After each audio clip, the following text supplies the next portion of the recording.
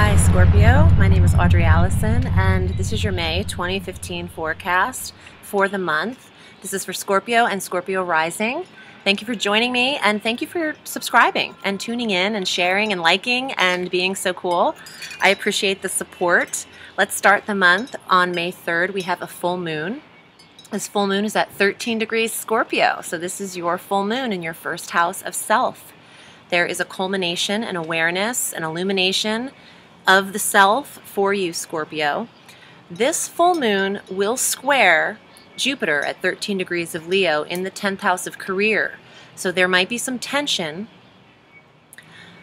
in the career or the path to the career. The 10th house is also retirement and title and status. So there could be a change in that area for you, or the discovery of wanting internal change there. The full moon is a very private time, and in the first house of self for you, you might be discovering where it is you'd like to be heading, but there might be some aggravation around this because you might not be able to put action to this right now.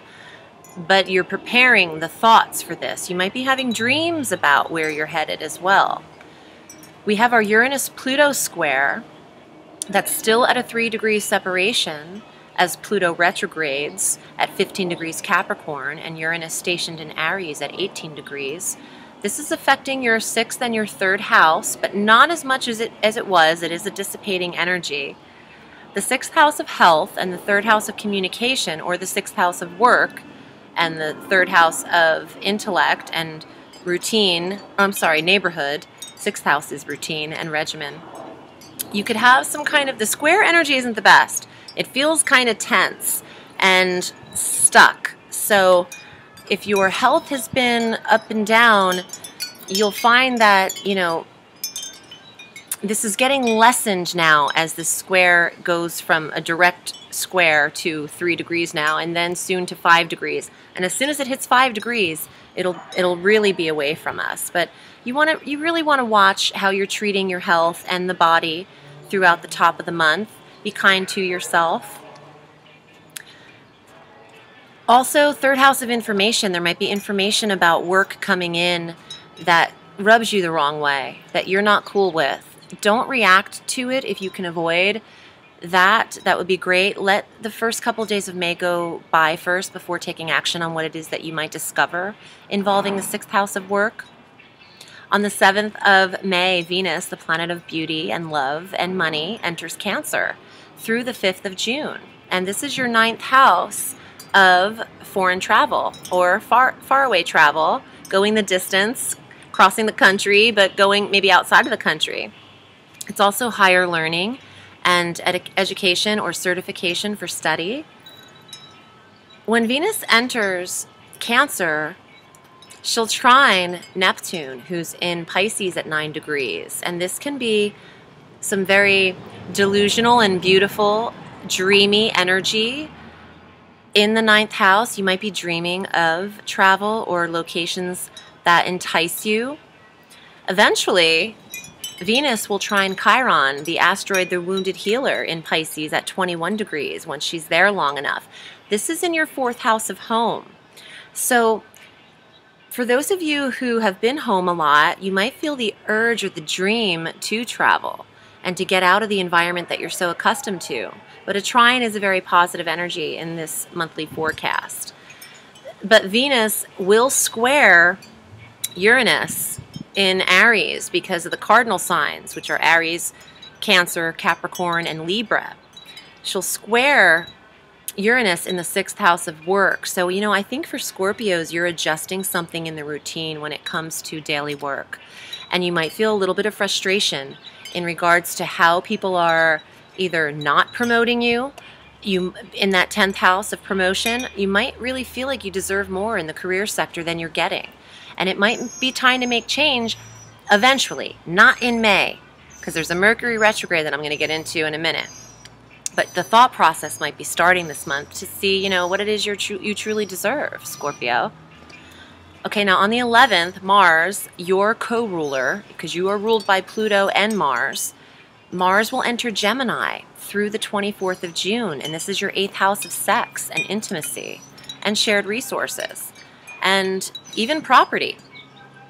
But I'm feeling the resources department and even the intimate department for you. This Mars is action and energy and drive, ambition, will, determination.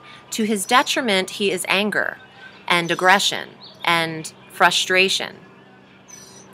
So when he enters Gemini, he's actually going to form an opposition 180 degrees across the wheel with a retrograde Saturn at 2 degrees Sagittarius in your second house of money.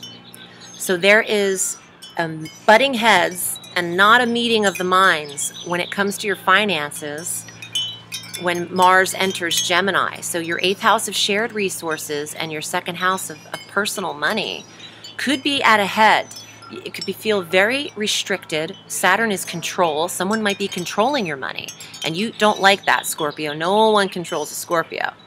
So you're feeling like Mars is going to make you want to react to that. You might even want to come at somebody, but you gotta tone that down because you don't want to get incarcerated this month. I'm just saying, this opposition, this energy could be like you want to react to something. You want to like get it popping, but you should really take it inward. Don't react to what people are either saying about the money or discussing about moving around the money in the work environment or perhaps in the relationship sector. Even though that's not impeded here, it's about to be. Now, on the 18th, your new moon is in this relationship sector. The new moon is at 26 degrees Taurus, your polar opposite sign, in your 7th house of marriage and partnerships, relationship, commitment, not just dating, not lighthearted, but the real deal. The person that you are emotionally loving and drawn to or into. This new moon is great if you're not in a relationship to really focus on what it is you want, not what you don't want. You just want to express what it is you deserve and what you're really loving, and don't use can't, not, and all of that negative terminology. This new moon, if you're in relationship, is in direct opposition to that retrograde Saturn at 2 degrees of Sagittarius in the second house of resources. So there might not be money for the relationship right now, or you might feel restriction in what you're able to provide back to the relationship. But the second house is also self-worth. So perhaps, Scorpio, you have a good sense of self. You do have a strong ego. You're powerful. You're always sexy. You're always looking good. So the second house could be your self-worth. And maybe in this very rare occasion, you're questioning what it is you deserve. Don't get it twisted. You deserve the moon and the stars. So reach big, okay? The sky is limitless. That's my little motto in business. Audrey, Alison, astrology and tarot. The sky is limitless, so reach for the stars. Okay. On that same day, in the new moon on the 18th, Mercury is going to retrograde at 13 degrees of Gemini in this 8th house of sex and intimacy. So what that could mean, actually, okay, so Mercury retrograde is time to revise, review, analyze, rewrite, rehearse. It's not a time for direct action. So hone it in the quiet self, internally, maybe reflect on the lovers or the intimacy you desire. A retrograde in the 8th could bring a nostalgia or a remembrance when Mercury's reverse of past lovers or past intimacies for you. He'll be retrograde until June 11th, but he'll still be in this 8th house when he goes direct at 4 degrees Gemini, which means he has to go through Gemini all over again in this 8th house. So he'll remain there until the 8th of July, which is a long time for Merc to kick it in a sign for 8 weeks because he's quick. He's usually out of there in 21 days. So he's really working. Mercury wants communication and review in your 8th house sector of sex and past lovers or intimacies, past sexual partners, or shared resources and property. It depends on how it applies to you, because a lot of people are going through different things, obviously. But, as usual, if you'd like a personal reading with me, we can get down to it. On the 21st of May, the sun will enter Gemini as well, in this 8th house of sex and intimacy. So there's a smoothing over in this powerful energy. The sun is everything. It's the life force. So to have him there, he's replenishing maybe what's been taken away from that area for you and restoring all of the sun's energy into that sector. For those of you looking for new intimacy, this would be a beautiful time to find it between May 21 and June 21.